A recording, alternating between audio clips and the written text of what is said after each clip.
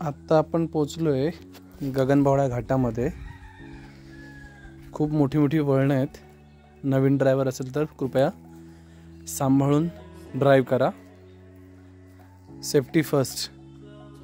आपण आता जवळपास आपल्या डेस्टिनेशनच्या जवळ पोहोचलेलो आहोत।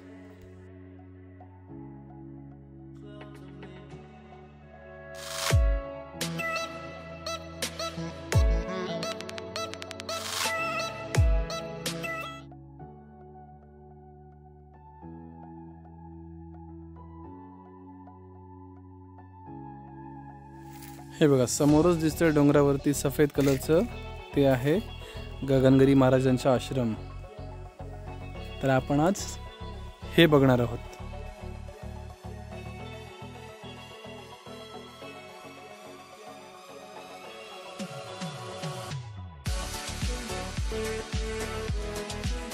तर मित्रांनो, आपण फायनली पोहोचलो आपल्या डेस्टिनेशनला, श्री क्षेत्र गगनगिरी आश्रम, किल्ले गगनगड। तर चला आपण सुरुवात करूया वरती चढायला। मस्त अशा छान अशा पायऱ्या बांधलेत, बांधकाम केलं त्याचं काळ्या दगडामध्ये। तर आपण वरती जाऊया, बघूया वरती काय बघण्यासारखं आहे आपल्याला। बघा पायऱ्या चढत असताना काही पायऱ्या चढल्यानंतर बघा म्हसोबाचं मंदिर आहे उजव्या बाजूला। तर आपण तिथे दर्शन घेऊया आणि मग पुढे जाऊया।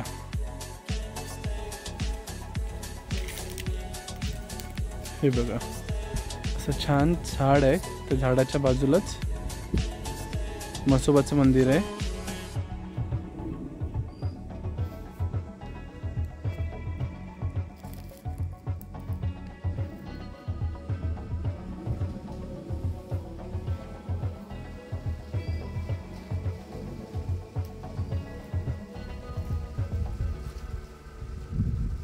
नमस्कार, मी दिनेश जोडवले, सर्वांचं मनपूर्वक स्वागत। आज आपण आलो आहोत गगनबावड्यामध्ये, गगनगिरी महाराजांच्या मठामध्ये आलो आहेत। तुम्हाला दाखवतो मठामध्ये व्हिडिओसाठी परवानगी घ्यावी लागते। परवानगी घेतली आपण आणि आपण आता दर्शनाला जाऊया। तर मित्रांनो, हे आहे गगनगिरी महाराजांचं मठाचा मेन दरवाजा आहे। तिथून आपण आतमध्ये एंट्री करायची। हा दीपस्तंभ आहे।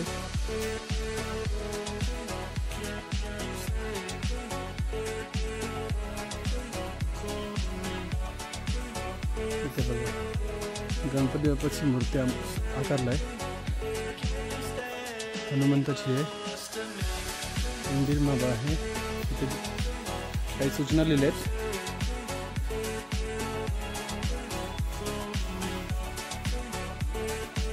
तुम्ही देवाचा फोटो काढू शकता, स्वतःची सेल्फी वगैरे काढण्यास फक्त मनाई आहे। इकडे चप्पल स्टँड आहे, स्वच्छतागृह इकडे।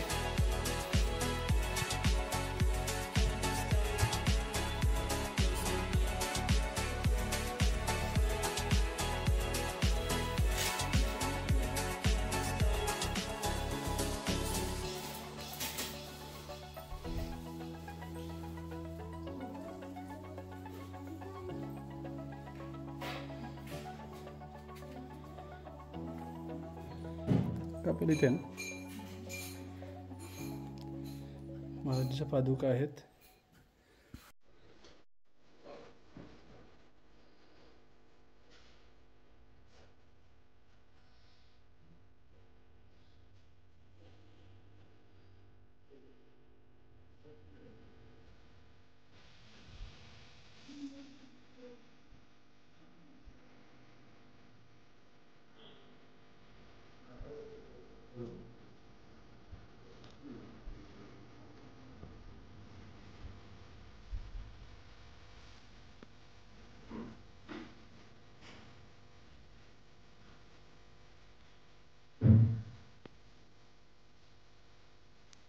बघा तुझ्या बाजूला गणपती बाप्पाची मूर्ती आहे।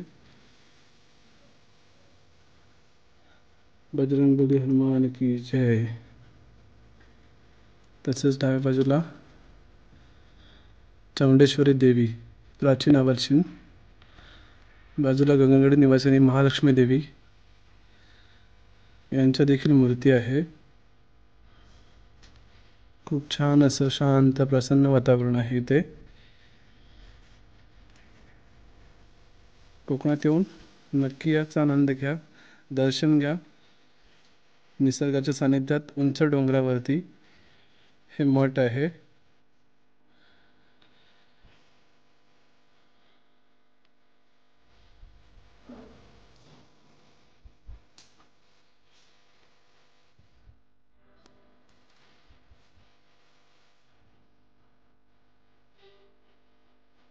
काय किती वर्षापासून आहे इथे मठ?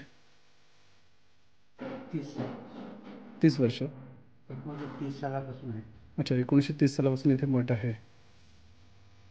मठ फार जुना आहे, पांडवकालीन मठ आहे. अच्छा. पांडवांनी पोहोचलेला मठ. अच्छा. 30 सालात इथे आर्मी सगळं डेव्हलप केलं असेल. अच्छा, हे पूर्ण एका दगडामध्येच आहे ना? पूर्ण काळा दगड आहे. दगडामध्ये जातं. आणि सगळं महाराजांनी घडवलं होतं. अच्छा, हे महाराजांनी घडवलं सगळं ना? मग आतमध्ये महाराजांनी समाधी लपवली. हां, त्यांचं मेन स्थान तिथे आहे ना? हिंदुस्थान हे हेच. अच्छा, मेन इथे आहे. अच्छा. महाराज अच्छा, महाराज इथे पहिले होते. तिथून खोपोलीला त्यांनी समाधी घेतली. खोपोली समाधी. अच्छा. 2008 मध्ये 4 फेब्रुवारी 2008 समाधी घेतली. म्हणजे तिथे पाण्यामध्ये घेतली ना? तिकडे खोपोली पाण्यामध्ये जास्त आहे. अच्छा.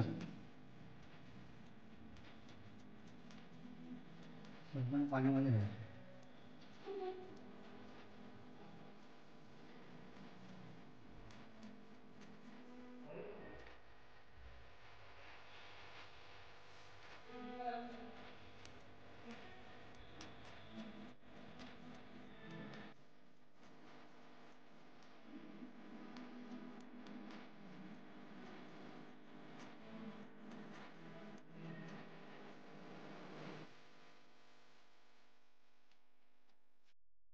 हा, तेव्हापासूनचा आहे झोपाळ आहे ना?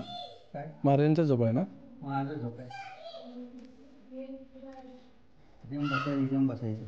अच्छा. हा, हे गगनगिरी महाराजांचा झोपाळा आहे. महाराज इथे बसायचे ह्या झोपाळ्यावरती.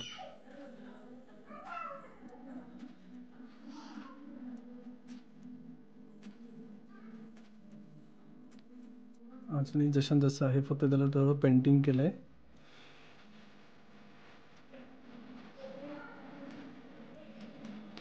आणि महाराज या ठिकाणी बसायचे. हा पण त्यांचा दुसरा झोपाळा आहे.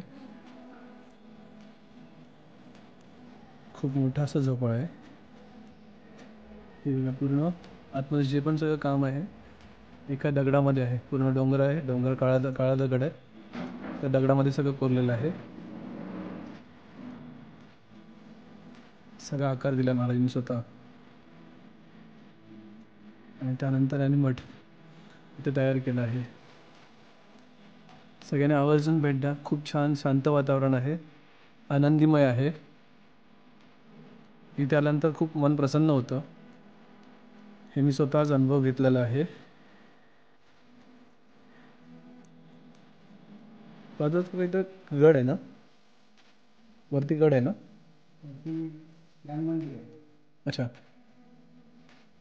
त्याच्यावरती मंदिर बांधलं. अच्छा, इथे वरती आहे का? शंकर मंदिर आहे. अच्छा. रवी महाराजांची समाधी. कोणाची? रवी महाराज. अच्छा. बघूया, आपण आता वरती जाऊ. ध्यान मंदिर आहे, शंकर मंदिर आहे. अच्छा, धन्यवाद काका.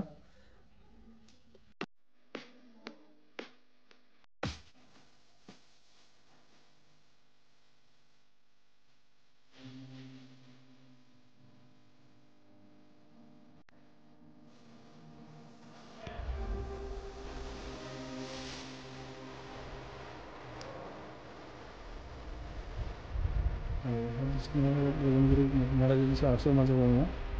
हा सुंदर असा एकदम प्रसन्न असं नजारा आहे.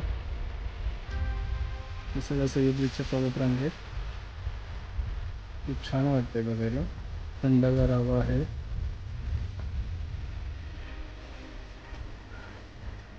डोंगराच्या पायथ्याशीच एक गाव बसलेलं आहे. मला दाखवायचा प्रयत्न करतो.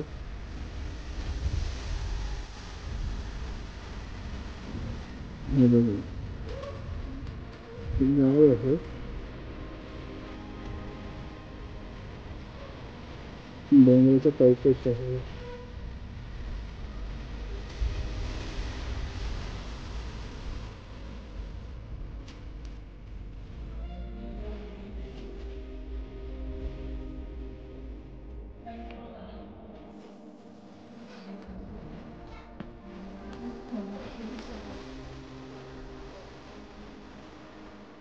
सुंदर असं डोंगरावरती नक्षीकाम केलेलं आहे. भगवान श्री विष्णू. वाव, सुंदर आहे.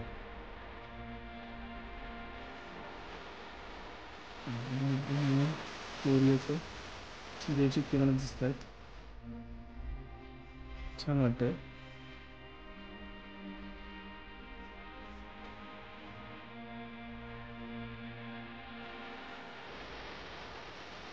सुंदर असं डोंगरामध्ये कोरलंय. सगळ्या मूर्ती आहेत.